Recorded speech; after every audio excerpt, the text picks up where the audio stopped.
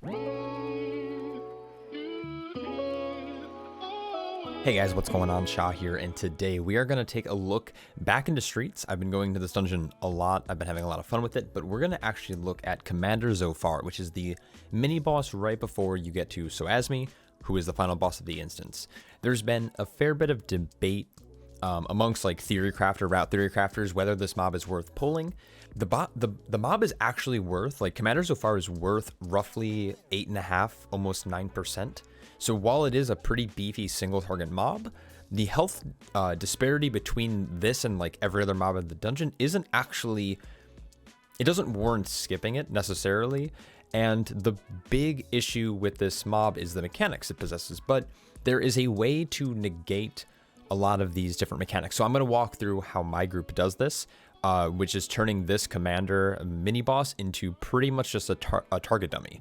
So you can use this time to send a DPS to start RP for Soazmi. You can use this just to make sure that no one has to blow any major cooldowns, whether it's healing or defensive CDs from your tank or healer.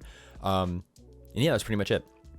So we're going to just jump into this. I'm going to break down pretty much play by play what's going on here. So this is a 21. My timer actually bugged out. It normally is right here for those who've seen a handful of my different commentaries and walkthroughs.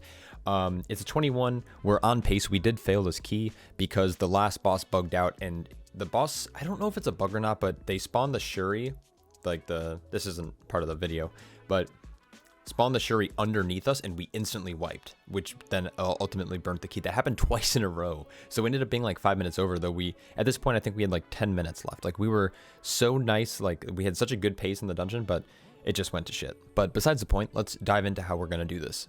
So we're actually going to be pulling this mini boss kind of far away. Now, something you can do here is you can have a DPS player, preferably someone who can go into stealth. You could do healer or DPS. If you do you can honestly send your healer, since there's almost no one's going to be taking damage if you're tank smart. So you can have someone actually go up and start RP as long as you've killed all the bosses. But for here, we're going to be tagging Commander Zo'far. Nama, our warrior, is going to try to go up and start RP, but unfortunately he got in combat, so you have to stand in a different spot. There's actually this bench, this table over here. And the reason we're dragging the boss over here is, I'm going to show you guys in a second, is that it pretty much can negate all three of the mechanics. So this mob casts shock mines, which are those, circles on the ground. If you stand in them, you get stunned, you take a bunch of magical damage. And at first, they're not really that deadly until you pair in the power kick, which is a tank knockback, as well as like a fairly heavy tank buster. And then you also have the lethal force, which is like a tether, which tethers two players together. And if they touch, if you and your group member touch, you take a fair bit of arcane damage for 5 seconds. So this little vendor table over here is going to help us counter all three of those mechanics. So what we're doing is our healer's a pug, so they don't know this. So ignore this part. But if you stand on either side of this table, it won't pull the people together. So it acts as a block. So melee can have 100% uptime and casters don't have to move, so you can actually do damage.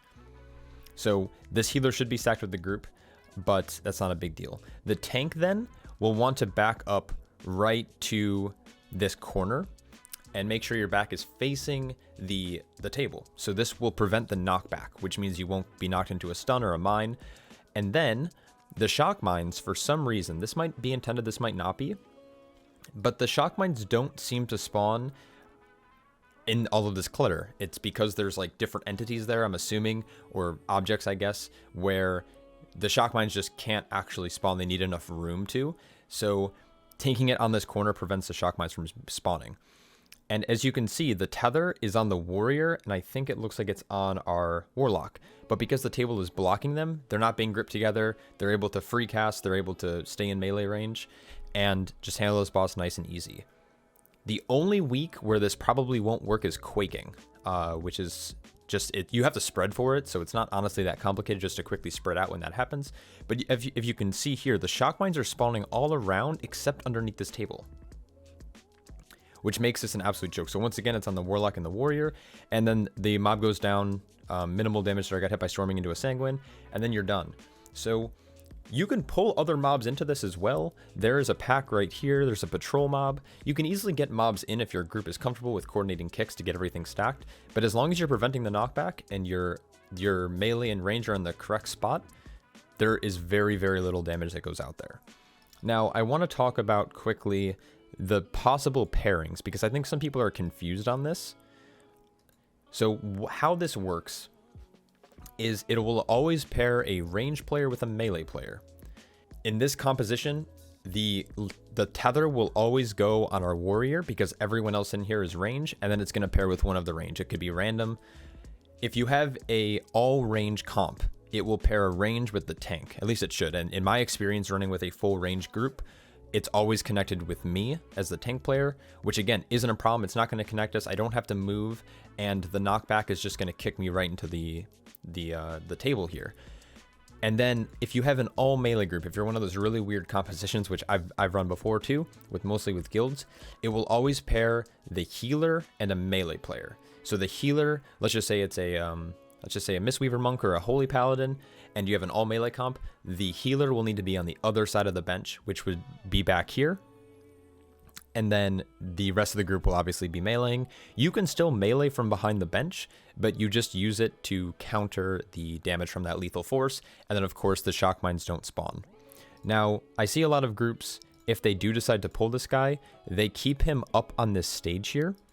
And it typically doesn't work as well, because for some reason, you can use this as a divider similar to the table, but the problem is the shock mines will then spawn underneath your feet, and smaller races, so things like Goblin, things like Volpira, things like Gnomes, I don't know about Dwarves or anything like that, but shorter races won't be able to actually cast from back here, so you just basically have a dead DPS, or an inactive DPS.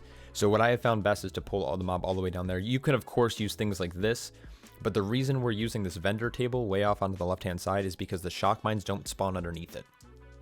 I don't know if this is a bug. I don't know if it's an exploit. I hope not. And I hope Blizzard doesn't fix it, because it makes this mob super, super, super easy. So currently my group is working on figuring out a way to get this guy on top of a patrol onto the boxes. But for now, we've just been pulling it back. So I hope this helps. I hope you learned something from it. Let me know what your group has been doing. And maybe there's a better spot to stand. But this is the best spot that we have found out. I do think this mob is worth pulling. Minimal tank damage. This strat reduces raid damage or group damage to pretty much 0. It's a free 10%, so pretty efficient, I would say. Outside of that, let me know if there's anything else you guys are struggling with in this key. I'm going to be posting a lot more videos hopefully soon about this instance, as I'm trying to figure out routes and different strategies to unlocking the RP. I'm currently working on a way to triple start RP at the start instead of double RP start. And what I mean by that is you have to activate Mailroom, Oasis, and the Menagerie. We have found a way. It's buggy still, so I don't know if there's a way around it, but there's a way to activate all 3 with the very first woe skip that allows you to just go boss to boss to boss without having to wait around or like clear trash and keep running back and forth. So this key is actually turning into one of my favorites. So anyways, not going to rant too much longer. Hope you guys are having a great holiday weekend if you celebrate, and I will catch you guys all in the next one. Take care.